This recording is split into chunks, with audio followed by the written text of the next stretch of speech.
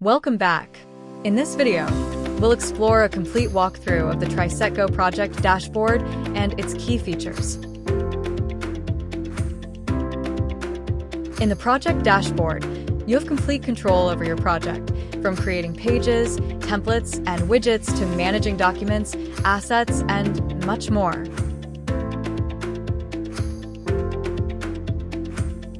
You also have an AI controller, where you can generate and manage all your project documents using AI right from the dashboard. Flow Preview lets you navigate your pages like a real site, with full interactivity and device support. In the Pages section, you can create new pages or use templates and manage all your pages efficiently from a single place in the dashboard. Use the control deck to create AI docs, widgets, pages, and more. There's much more. You can create and customize components directly from the inventory snapshot using our dedicated IDE Studio.